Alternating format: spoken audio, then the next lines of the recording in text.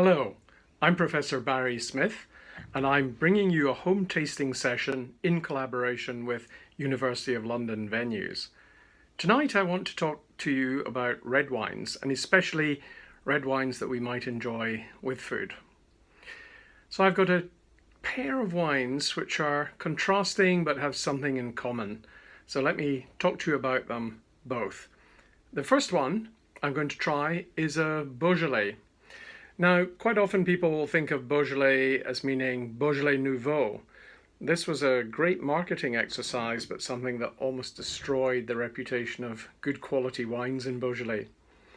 Now, there are many good quality wines here, and we can get wines from this region at a very good price.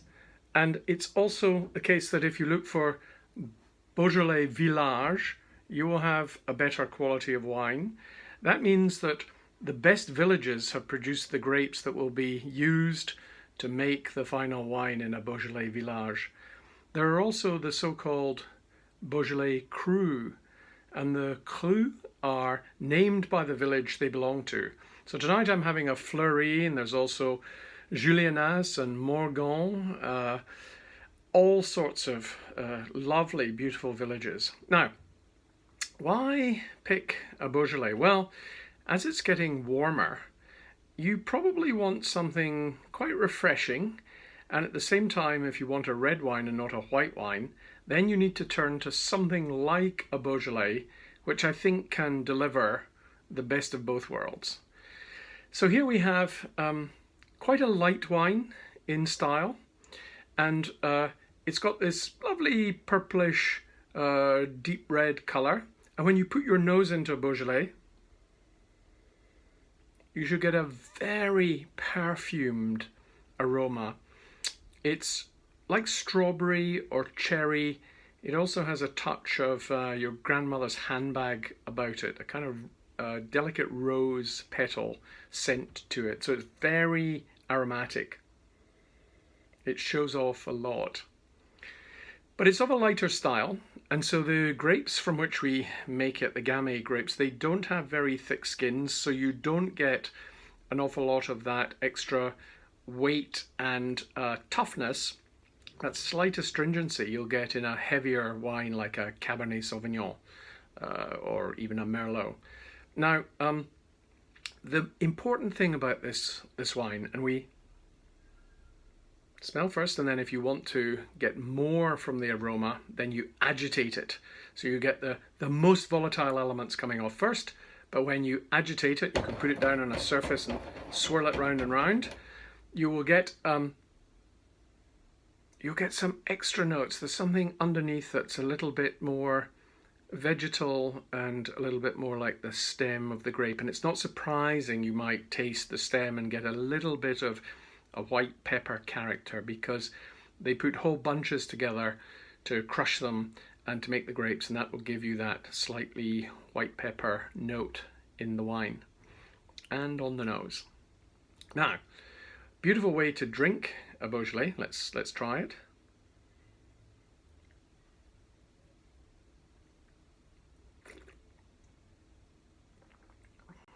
Light, clean, refreshing. But it is one of those wines that will benefit greatly by putting it in the fridge for just a little while. It's one of the red wines that is best chilled. Not too long, 20 minutes, 30 minutes. Pop it in the fridge, take it out, and you'll find the wine has transformed. Instead of being slightly woozy and shapeless, it'll now have a bit of bite and a bit of edge and a bit of precision. And that's because temperature is one of the hidden flavour senses.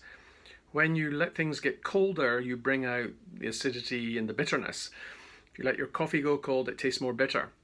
So here, because there isn't very much power and structure behind the grape, there's a lot of aroma.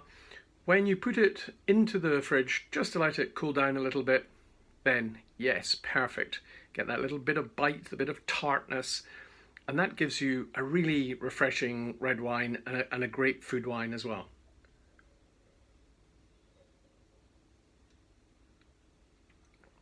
And great values. You'll be able to buy a really very, very good wine for around about £10, you'll get something really quite exceptional.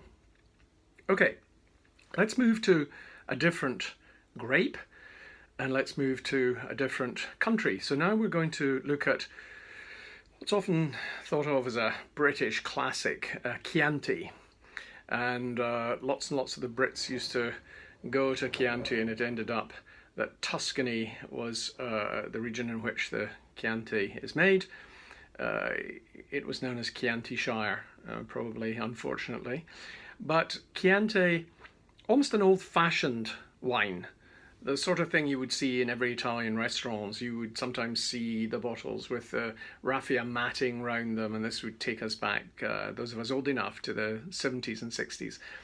But this is a very, very good food wine, and I want to tell you a little bit about its character, and then explain why it's a good food wine. So this is a wine made with a Sangiovese grape, and you will do better if you look for not just Chianti, but a Chianti Classico. You'll reach another level of quality.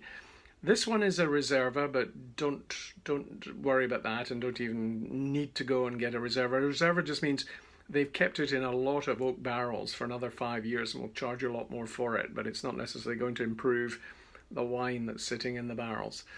Now, here we have a dark purplish red wine, not so dissimilar from the colour we had, maybe a little browner than its neighbour in Beaujolais.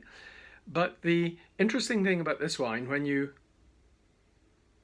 smell the nose, it's very complicated. You get something that's both like cherry and also like lead pencils. So people have said it's like cherries growing in a licorice field, or they sometimes say it's like riding through cherry wood on a horse. All sorts of ridiculous descriptions given to the note and the aroma of a Chianti. So smell it still. It's got a quite heavy, slightly kirsch-like note, but definitely a cherry, black cherry character. Okay, so we'll agitate it a little bit, and remember you can put it down the table and swirl it, smell again.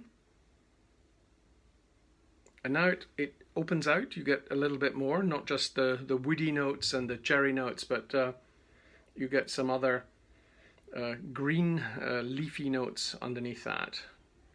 Now, here's the thing. This is going to be very different from the Beaujolais. It's not going to be as clean and easy and refreshing.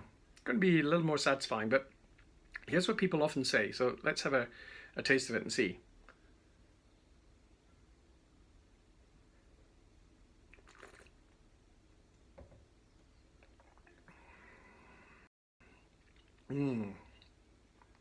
Quite a powerful, it makes its presence felt, powerful wine. This is 14% alcohol by volume. The Beaujolais was 13, so there's a little more power and weight there. But interestingly, you will often hear people say when they're drinking Italian wines, Valpolicella or Chianti, they will say, I like that cherry note, but I don't like that slightly licorice finish, that sort of slightly bitter finish. So it starts very nice cherry, and then I get that bitterness in the finish. Wow, we can help with that, because what you should then do is offer them a black olive.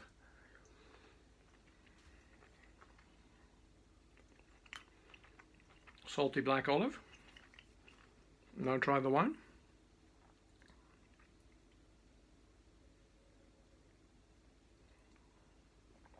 And all the bitterness has disappeared completely. All you get is the beautiful cherry notes. So how did that happen? Well, we know that salt reduces bitterness.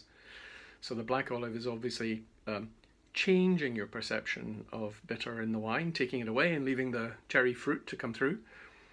But also, when I do this for people, and I love to do this for friends, have a black olive, try the Chianti or the Valpolicella. Wow, delicious, very, very good. I say, yes, it's as if they were meant to go together. Black olives and vines, who knew that? And that should be a little clue. That should tell you, in Tuscany, of course, you've got lots of olive vines, and you've got grapevines, and you've got the olive trees and the grapevines growing side by side. And of course they're made for each other. And it also tells you why a Chianti is really good with lots of Italian dishes. So if you're making a tomato sauce, if you're making a bolognese, if you're making something with rich tomato flavors to it, some aubergine in there, some parmesan, you will find these wines are just spectacular, that they just work beautifully because they were made to go together. We forget, because we're so international these days, that it was a wine that was made in a style that went with the cuisine, the dishes, and the cooking of a particular region. We've had to learn food and wine pairings because we're all messed up now. We're all mixed up. We're sending wines all over the world. You can go into the supermarket and see wines from Argentina, Chile, France, Italy, Germany, Spain, so on. And we have to learn, oh, what goes with what. You didn't have to do that. If you were an Italian in Tuscany and you were having some of these famous Tuscan dishes with their beef and olives, this would be the wine you wanted. They would go together. So go back to the classics, return to old wisdom, and I think you will be very satisfied with your glass of wine and with your dish.